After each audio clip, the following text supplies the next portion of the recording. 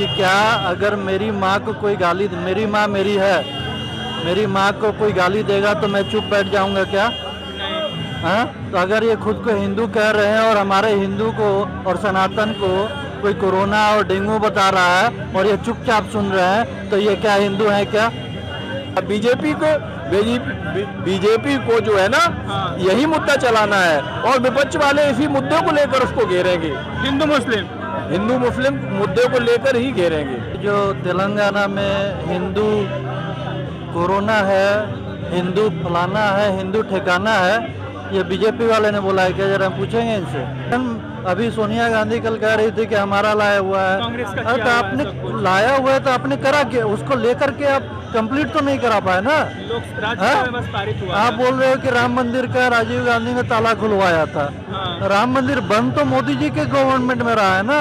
अब तो आजादी के बाद से आपको सत्ता प्राप्त हुई थी, आप तो चाहते तो उसी वक्त ये करवा दिए होते। बिल्कुल बन जाता। फिर इतने सालों तक ये क्यों गया? मुद्दा बनाया गया इसको। ठीक है ना, बनाना नहीं चाहिए, वो मुद्दा बना डालते हैं। अभी देखो हिंदू मुस्लिम का मुद्दा चल रहा है और यही चुनाव में सबसे ज्यादा चलेगा हिंदू मुस्लिम का मुद्दा। चुनाव में ये जो 2024 का चुनाव आने वाला है, यही मुद्दा चलेगा। बीजेपी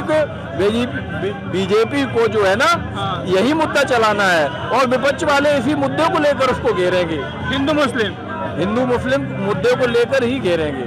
क्या नाम है सर आपका? पहले नाम बता दीजिएगा सर। राकेश कुमार। हाँ सर, अब अपनी बात रख सकते हैं। ये जो तेलंगाना में हिंदू कोरोना है, हिंदू फलाना है, हिंदू ठिकाना है, ये बीजेपी वाले ने बोला है क्या? जरा हम पूछेंगे इनसे। नहीं। हाँ, वो तो सर गए आगे। ये जो आरजेडी के जो अभी बताए हैं जिन्होंने कि हिंदू जो है रामायण जो है वो ये है, हिंदू पोटासियम साइनाइड है, ये बीजेपी वाले बता रहे हैं क्या? नहीं सर। हाँ, और ये कहते हैं कि हम भी हिंदू हैं। तो सर मैं इनसे ये पूछना चाहता हूँ कि क्या अगर मेरी माँ को कोई गाली, मेरी माँ मेरी है, मेरी माँ को कोई गाली देगा तो मैं चुप बैठ जाऊंगा क्या? हाँ, तो अगर ये खुद को हिंदू कह रहे हैं और हमारे हिंदू को और सनातन को कोई कोरोना और डेंगू बता रहा है और ये चुपचाप सुन रहे हैं, तो ये क्या हिंदू है क्या? नहीं सर, नहीं सुनना चाहिए, किसी को भी नहीं सुनना चाहिए। हाँ, तो ये फिर किस प्रकार से कह रहे हैं कि ये हिंदू है? और आप महंगाई और बेरोजगारी पे आप बात करो ना, कौन रोका है आपको? करिए बिल्कुल। फिर आप सनातन पे आप बात क्यों कर रहे हो? बिल्कुल सही बात। इस तरीके से सनातन का अपमान आप क्यों कर रहे हो? आप खुद सनातनी हो करके कर रहे हो और सुन रहे हो, आप कैसे सनातनी? ये नहीं करना चाहिए। सर एक सवाल है, आज पार्लियामेंट में 33% का एक रिजर्वेशन बिल पास किया गया महिलाओं के लिए, क्या सोचते हैं सर? बिल्कुल, महिलाओं के लिए भी रिजर्वेशन होनी चाहिए।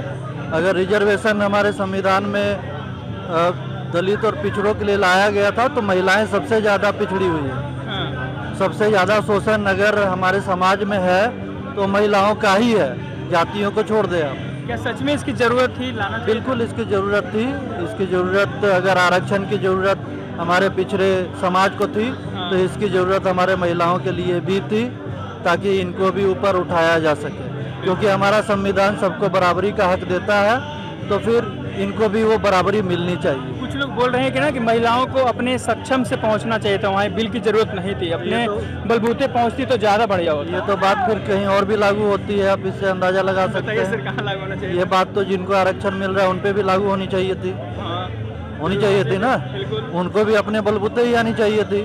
क्यों ले रहे हैं फिर क्यों ले रहे हैं? तो जो ये सवाल कर रहे हैं वो ऑलरेडी आपका जब संविधान में आरक्षण इंक्लूडेड है, आरक्षण की सेवा प्राप्त कर रहे लोग, तो फिर आपको महिलाओं को क्यों ना मिले?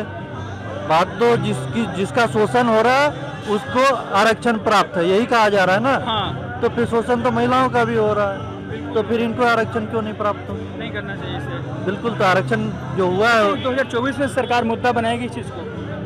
नहीं, चुनाव का मुद्दा होगा, नहीं बिल्कुल जो कर रहे हैं, मेरा ये कहना है कि मोदी जी जो भी चीजें कर रहे हैं तो उस बात को वो क्यों नहीं बताएंगे जनता को?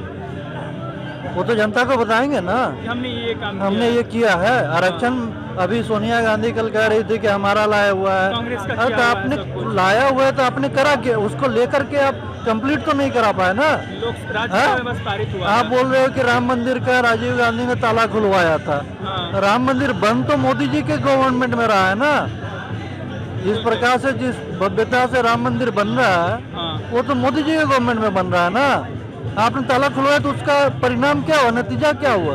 बिल्कुल सही बात है। आप तो आज़ादी के बाद से आपको सत्ता प्राप्त हुई थी, आप तो चाहते तो उसी वक्त ये करवा दिए होते। बिल्कुल बन जाता। फिर इतने सालों तक ये क्यों गया? मुद्दा बनाया गया इसको। ठीक है, इतने सालों तक चलते गया वापसी होगी 24 में मोदी जी की? बिल्कुल होगी, क्यों नहीं होगी? कितना लग रहा है, मोदी कितना आएगा? सर जितनी इस पिछली बार आई है उससे ज़्यादा आएगी। अच्छा, 303 से ज़्यादा रहेगी। 303 से ज़्यादा आएगी।